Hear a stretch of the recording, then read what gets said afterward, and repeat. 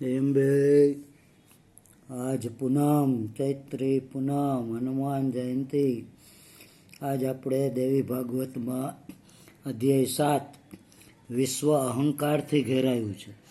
વ્યાસ બોલ્યા, તે સ્ત્રીઓનું એવું વચન સાંભળી પ્રતાપી ધર્મપુત્ર નારાયણે ચિત્તમાં વિચાર્યું કે મારે હવે શું કરવું. આ જ સ્ત્રીઓનો સંગ કરવાથી હું મુનિઓના સમૂહમાં હસવા યોગ્ય થઈશ. આ દુઃખ મને અહંકારથી પ્રાપ્ત થયું છે. એમાં કંઈ વિચારવા જેવું નથી, કારણ કે નાશનું પ્રથમ મૂળ અહંકાર છે. મહાત્માઓએ અહંકારને જ સંસાર વૃક્ષનું મૂળ કહ્યું છે. અહીં આવેલી અપ્સરાઓના સમૂહને મેં સેવ્યું, એટલે તેની સાથે વાતચીત વગેરે કરી, અને તેઓને જોયું મૌન ધરી ન શક્યો, તેથી હું દુઃખપાત્ર થયો છું. મેં ધર્મનો નાશ કરી સ્ત્રીઓ ઉત્પન્ન કરી, તો સ્વર્ગની આ ઉત્તમ સ્ત્રીઓ કામથી પીડિત થઈ મને દુઃખ દેવાતી હતી. ખરેખર કટોડિયાની પેઠે આજે હું પોતે જ કરેલી મજબૂત ઝાડથી બંધાઈ ગઈ. તો આ પ્રસંગે હવે મારે શું કરવું? જો ચિંતાને છોડી આ સ્ત્રીઓનો ત્યાગ કરું, તો ભાંગેલા મનોરથવાળી આ બધી સ્ત્રીઓ સ્વાર્થભ્રષ્ટ થઈ મને શાપ દઈ ચાલી જશે. તેથી પણ હું આ ઉપાધિથી છૂટીને એકાંતમાં ઉત્તમ તપ કરી શકીશ. માટે ક્રોધ ઉત્પન્ન કરી હું આ સુંદર સમૂહનો ત્યાગ કરું. વ્યાસ બોલ્યા, આમ મનથી વિચારી નારાયણે સુખ ઉત્પત્તિના આ સાધન માટે ફરી પણ ચિત્તમાં વિચાર્યું કે આ બીજો મહાન શત્રુ ક્રોધ સંતાપકારક થશે. લોકમાં ક્રોધ કામથી પણ અધિક અને લોભથી પણ ભયંકર છે.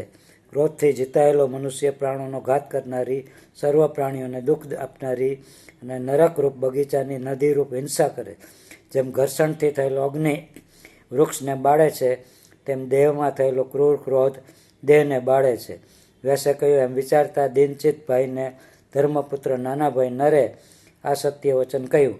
નરે કહ્યું, હે મા બુદ્ધિમાન મહાભાગ્યશાળી નારાયણ, તમે ક્રોધને વશ કરો અને શાંત ભાવનો આશ્રય કરી મોટા અહંકારનો નાશ કરો.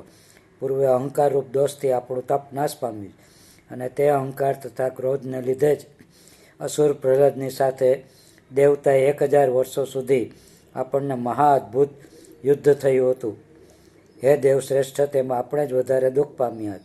માટે મુનીશ્વર, ક્રોધને છોડી તમે શાંત થાઓ, કેમ કે મુનિઓએ શાંતપણાને તપનું મૂળ કહ્યું છે.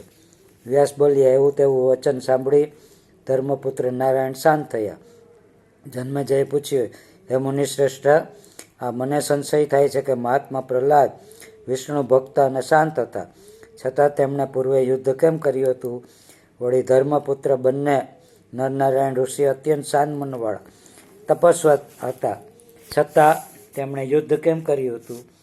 તે બંનેનો તથા દેવપુત્ર પ્રહલાદનો સમાગમ કેવી રીતે થયો હતો? તે મહાત્માએ તેઓ બંને સાથે યુદ્ધ કેમ કર્યું હતું? પ્રહલાદ પણ અતિ ધર્માત્મા, જ્ઞાની તથા વિષ્ણુપરાયણ હતા. એ પ્રમાણે નરનારાયણ પણ તપસ્વી અને ખૂબ સત્વગુણી હતા.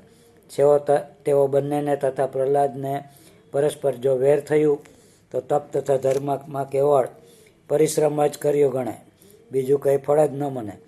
યુદ્ધમાં જય ક્યાં અને તપશ્ચર્યા ક્યાં? પૂર્વ સતયુગમાં પણ તેઓએ ક્રોધ તથા અહંકારથી ઘેરાયેલા ચિત્ત ન જીત્યું, તો આજની વાત જ છે. અહંકાર રૂપ મૂળ વિના ક્રોધ કે દ્વેષ થાય જ નહીં. અહંકાર રૂપ મૂળ વિના ક્રોધ કે દ્વેષ થાય જ નહીં. કામ તથા ક્રોધ વગેરે અહંકારથી જ થાય છે. 1000 કરોડ વર્ષ સુધી અતિ ઘોર તપ કરી જો અહંકારનો જન્મ થયો, તો એ તપ સર્વ પ્રકારે વ્યર્થ થાય છે. જેમ સૂર્યનો ઉદય થતાં અંધારું રહેતું નથી, તેમ અહંકાર પ્રગટ થતાં પુણ્ય રહેતું નથી. એ મહાભાગ, પ્રહલાદ પણ જો વિષ્ણુ સાથે લડ્યો, તો પૃથ્વી ઉપર સર્વ વ્યર્થ જ થાય છે. શાંત નારાયણે પણ જો તપશ્ચર્યા છોડી યુદ્ધ કર્યું, તો સમ ને પૂર્ણ ક્યાં રહ્યા? એ મુનિ, આવા સત્વગુણવાળાએ પણ અહંકાર જો ન જીત્યું, તો મારા જેવાના અહંકારનો નાશ થવાની વાત જ છે. ભુવનમાં અહંકારથી છૂટેલો કોણ છે? તેનાથી સંપૂર્ણ છૂટેલો કોઈ નથી. લોઢાની બેડીથી ને લાકડાના બંધાયેલું છૂટે, પણ અહંકારથી બંધાયેલો કદી ન છૂટે. સ્થાવર જંગલ સર્વ અહંકારથી ઘેરાયેલું જ હોય. વિષ્ઠા તથા મળથી અત્યંત ખરાબ આ સંસારમાં ભમ્યા જ કરે છે. મોહથી વીંટાયેલા સંસારમાં ત્યાં સુધી બ્રહ્મજ્ઞાન ક્યાંથી થાય? એ ઉત્તમ વ્રતવાળા બધાએ કર્મ કરવું જ જોઈએ, કેમ કે બ્રહ્મજ્ઞાન વગેરે છે જ નહીં અથવા અસંભત નથી. મીમાંસકોનો આ મત જ બરાબર માનવા જેવો ગણાય. જે મુનિ મોટાઓ પણ કામ તથા ક્રોધ વગેરેથી સદા યુક્ત હોય છે, તો એ મુનિશ્રેષ્ઠ આ કલિયુગમાં મારા જેવાની વાત જ છે. વ્યાસ બોલી, હે ભરતવંશી રાજા, જે હોય તે કારણથી જુદું કેમ ન હોય? કંડું ને કુંડળ બંને સોનું જ છે, સોનાથી જુદા હોય જ નહીં. તે જ પ્રમાણે સ્થાવર જંગમ સહિત સર્વ બ્રહ્માંડ અહંકારથી થયું છે. તે અહંકારથી જુદું કદી હોય જ નહીં. તંતુવશ કહ્યું છે, વસ્ત્ર તાતરાનું જ હોય, તે તંતુથી છૂટું કેમ હોઈ શકે? તંતુઓ વિના તેનું અસ્તિત્વ જ નથી. વળી ઘાસ તથા થુંબડા સુધીનું સર્વ સ્થાપર જંગમ જગત માયાના 3 ગુણોથી રચાયું, એટલે સર્વ માયામય હોવાથી મિથ્યા જ છે. જ્યાં નાનીઓને ખેદ કેમ થાય? એ શ્રેષ્ઠ રાજા, બ્રહ્મા, વિષ્ણુ તથા રુદ્ર પણ અહંકારથી રહિત થયા અનંત આ સંસારમાં ભમ્યા કરે છે. તેમ અતિ જ્ઞાની વશિષ્ઠ, નારદ વગેરે મુનિઓ પણ અહંકારથી હારી જઈ વારંવાર સંસારમાં જન્મ મરણ પામ્યા કરે છે. ઉત્તમ રાજા, એવો કોઈ પણ દેહધારી જીવ નથી જે માયાના ગુણોથી મુક્ત અને શાંત થઈ આત્મસુખમાં રહ્યો હોય. એ ઉત્તમ રાજા, કામ, ક્રોધ, લોભ, મોહ, અહંકારથી જન્મે છે. તેઓ હર કોઈ દેહ તથા પ્રાણીને છોડતા નથી. વેદો તથા શાસ્ત્રો ભણી, પુરાણો વિચારી, તીર્થટાન કરી, દાન ધ્યાન દેવપૂજન કરી વિષયયુક્ત થયેલો મનુષ્ય ચોરની પેઠે સર્વ કર્મ કરે છે અને કામ મોહ મદથી યુક્ત થઈ પ્રથમ કંઈ વિચારતો નથી. હે કુરુવંશી રાજા, સત્યયુગ, ત્રેતાયુગ, દ્વાપર યુગમાં પણ ધર્મ અધર્મથી મિશ્ર જ હતો. ત્યારે આજે કલયુગમાં તો વાત જ છે. દ્રોહ સાથે સ્પર્ધા હંમેશા હોય છે અને લોભ તથા અસહિષ્ણુતા સર્વકાળે છે. સંસાર આવા પ્રકારનો જ છે, તેમાં વિચારવા જેવું નથી. છતાં લોકમાં દ્રષ્ટાંત લેવા થોડા સજ્જનો પણ છે કે જેઓનો દ્વેષ ગયો હોય છે. ક્રોધને જેમણે જીત્યો છે તેમની અદેખાઈ થઈ ગઈ હોય છે. જન્મેજય રાજાએ પૂછ્યું, જેઓ જીતેન્દ્રિયો સદાચારી હોય છે તેઓને ધન્ય છે. તેઓએ પુણ્ય કર્યા છે, તેઓ મોહ રહિત હોઈ શકે છે. તેઓએ 3 ભુવનને જીત્યા છે. હું મારા મહાત્મા પિતાનું પાપ યાદ કરી દુઃખી થાઉં છું. એ મુનિશ્રેષ્ઠ, તેમણે અપરાધ વિના તપસ્વીના ગળામાં મરેલો સર્પ નાખ્યો, તેથી તેમનું મારી સામે શું થશે? બુદ્ધિના અત્યંત મોહને લીધે હું નથી સમજી શકતો કે પિતાની સદગતિ માટે કયું કાર્ય હશે. મૂઢાત્મા મનુષ્ય મધ જુએ છે પણ લેવા જતાં પડી જવાનું જોતો નથી. તે જ પ્રમાણે હર કોઈ મનુષ્ય નિર્ધિત કર્મ કરે છે પણ નરકથી ડરતો નથી.